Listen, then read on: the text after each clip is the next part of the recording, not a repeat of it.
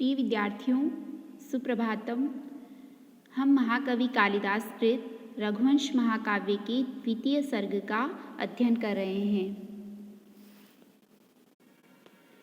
प्रस्तुत पद्य में नंदिनी गाय द्वारा राजा दिलीप के सेवा भाव की परीक्षा लिए जाने का उपक्रम करते हुए महाकवि कालिदास कहते हैं, सा दुष्प्रधर्षा मनसापि हिंस्रयी रीत्यदृशोभा प्रहिते क्षणेन अलक्षिताभ्युत्पत्नो नृपेण प्रसह्य सिंह किल तां चकर्ष।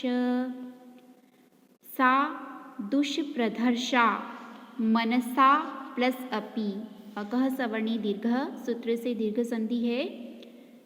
हिंस्रयी र का विसर्ग हो जाएगा, ई निकलेगा। इति अदृशोभा प्रहिते क्षणेन अलक्षिताभ्युत्पतनः नृपेण प्रसह्य सिंह किल तां चकर्ष।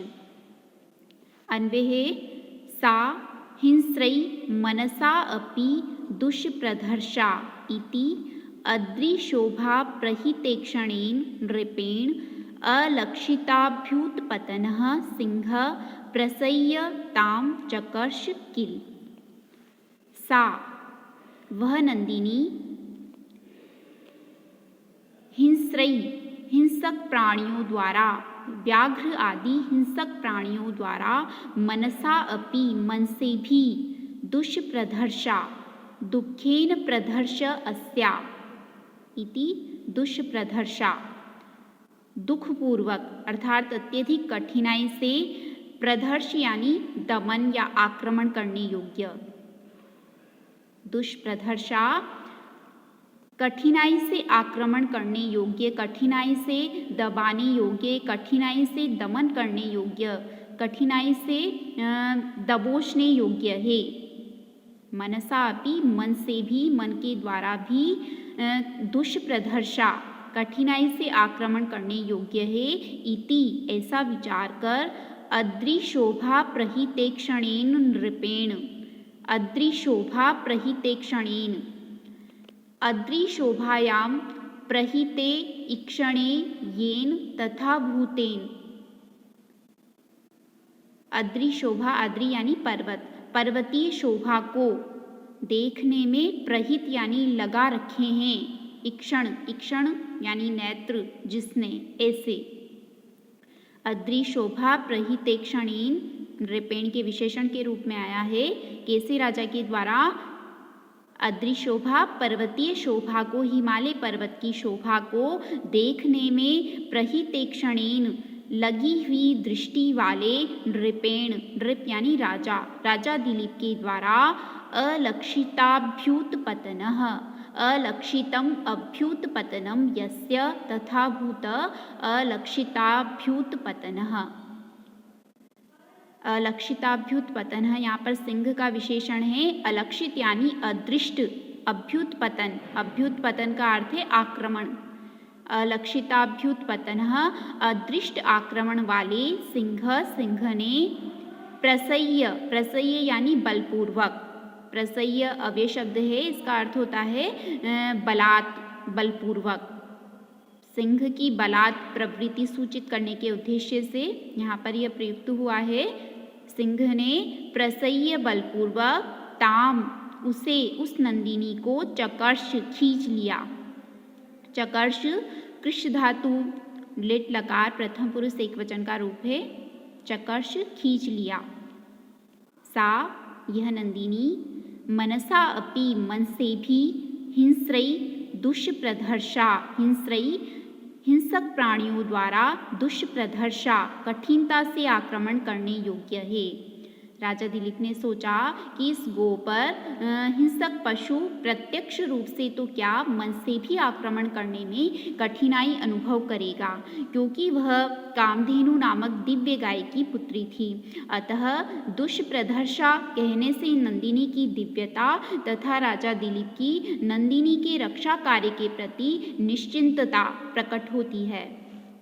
तो सा वह नंदिनी मनसा अपि मन से भी हिंस्रई हिंसक प्राणियों द्वारा व्याघ्र आदि हिंसक प्राणियों द्वारा दुष्प्रदर्शा कठिनाई से आक्रमण करने योग्य है इति ऐसा विचार कर अद्रिशोभा प्रहितेक्षणेन नृपेण अद्रिशोभा हिमालय पर्वत की शोभा को पर्वतीय शोभा को देखने में प्रहितेक्षणेन लगी हुई दृष्टि वाले आसक्त नेत्रों वाले संलग्न दृष्टि वाले नृपेण राजा दिलीप के द्वारा अलक्षिताभ्युत्पतनः सिंह अलक्षिताभ्युत्पतनः अदृष्ट आक्रमण वाले सिंह ने अलक्षिताभ्युत्पतनः सिंह का विशेषण है। कैसे सिंह ने अदृष्ट आक्रमण वाले सिंह ने प्रसह्य बलपूर्वक ताम उसे उस नंदिनी को चकर्ष खींच लिया।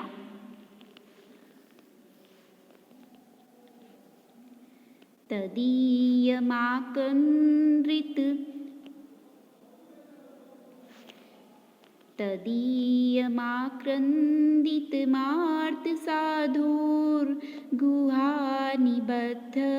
प्रतिशब्द दीर्घं रश्मीश विवादाय नगेन्द्र सक्तां निवर्तयामास नृपस्य दृष्टिम।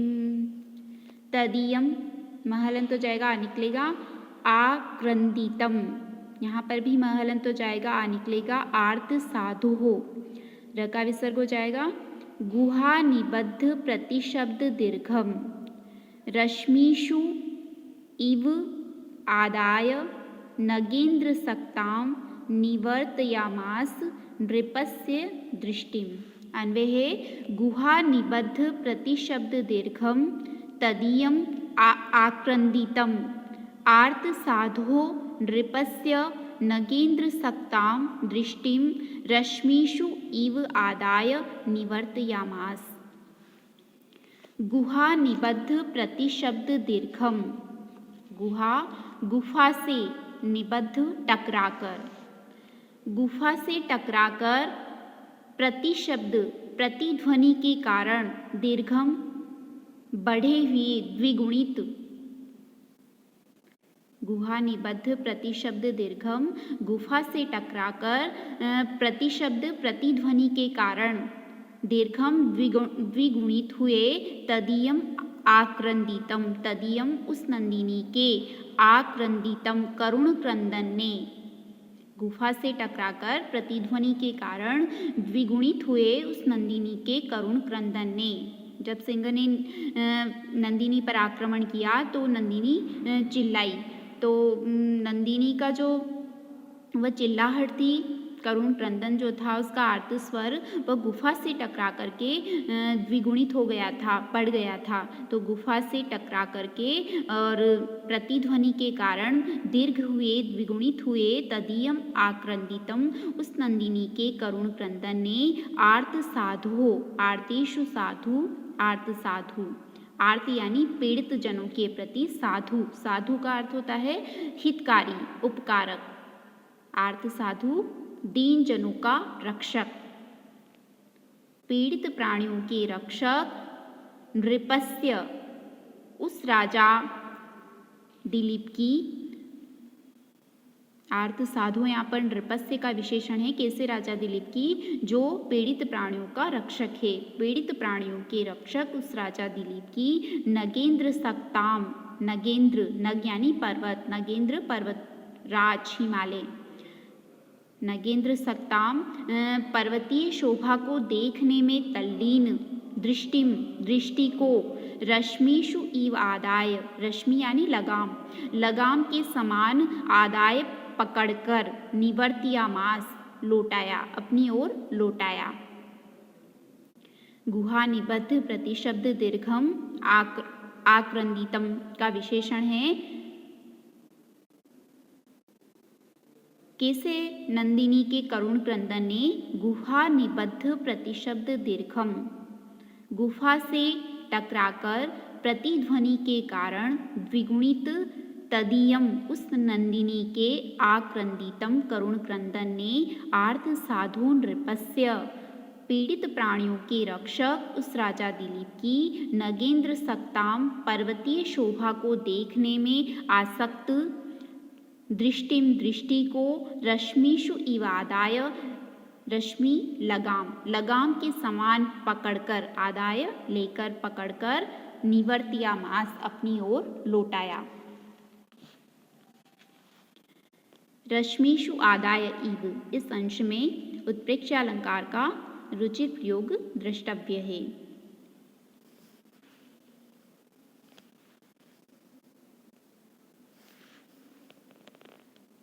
अगले पद्य में नंदिनी गो पर आरूढ़ सिंह का वर्णन करते हुए कवि कुलगुरु कालिदास कहते हैं, सपाटलायां गवितस्थिवांसं धनुर्धर केसरिणं ददर्श अधीत्यकायामिव धातुमय्यां लोध्रद्रुमं सानुमत प्रफुल्लम्। सपाटलायां गवितस्थिवांसं धनुर्धर केसरिणं ददर्श अधीत्यकायां महलंत हो जाएगा, ये निकलेगा इव धातुमय्यां लोध्रद्रुमं सानुमतः प्रफुल्लम्। अन्वय है, धनुर्धर स पाटलायां गवि तस्थिवांसं केसरिणं सानुमतः धातुमय्यां अधीत्यकायां प्रफुल्लं लोध्रद्रुमं इव ददर्श। धनुर्धर धनु धार्यति इति धनुर्धर धनुष को धारण करने वाले, स उस राजा ने, उस राजा दिलीप ने, धनुष को धारण करने वाले उस राजा दिलीप ने पाटलायां गवि तस्थिवांसं पाटलायां पाटल वर्ण की, पाटल रंग की, पाटल रंग होता है श्वेत रक्त रंग, पाटल रंग की गवि गाय पर, श्वेत रक्त वर्ण की गाय नंदिनी पर तस्थिवांसम तस्थिवांसम स्थित आरूढ़ हुए, केसरिणम केसरिणम केसरी को, सिंह को, सानुमतः सानुमतः सानूनि सन्ति अस्य असौ सानुमान तस्य सानुमतः। सानु का अर्थ होता है शिखर, चट्टान। सानुमान पर्वत का वाचक है। प्रचुर शिखर या चट्टानों वाला होने से सानुमान शब्द पर्वत अर्थ को द्योतित करता है। सानुमतः पर्वत की।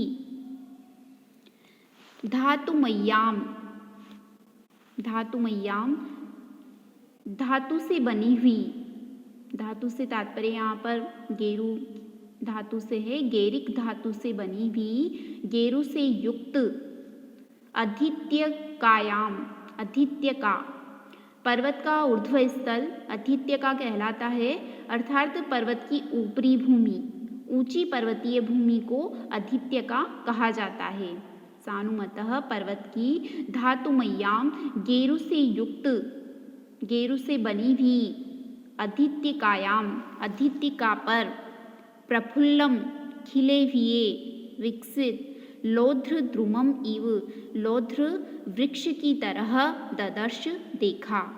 धनुर्धर स धनुष को धारण करने वाले उस राजा दिलीप ने पाटलायाम गवि पाटल रंग की गाय पर, पाटल रंग की गाय नंदिनी पर तस्थिवांसम आरूढ़ हुए केसरिणम सिंह को, सानुमतः पर्वत की, धातुमय्याम अधीत्यकायाम धातुमय्याम गेरु की, अधीत्यकायाम अधीत्यका पर, प्रफुल्लम खिले हुए, लोध्र द्रुमम इव ददर्श लोध्र द्रुमम इव लोध्र वृक्ष की तरह, ददर्श देखा। ददर्श दृश्य धातु लिट्लकार प्रथम पुरुष एकवचन का रूप है, ददर्श देखा।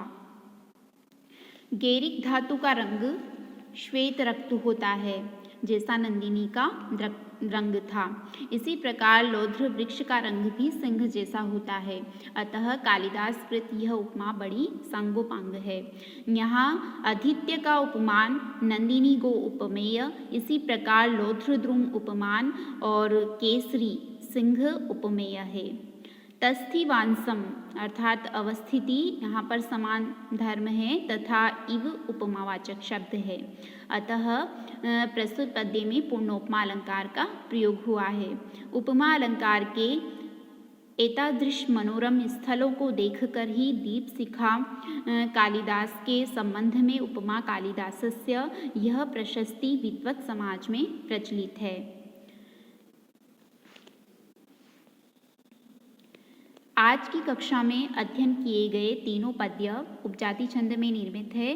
उपजाति प्रायः इंद्रवज्रा और उपेंद्रवज्रा छंदों का मिश्रण होती है, जिसका लक्षण है अनंत रोदिरित लक्ष्म भाजौ पादौ यदि या उपजाति यस्ता इत्थम किलान्यास्वपि मिश्रितासु वदन्ति जातिश विद्मेव नाम। इति शुभम।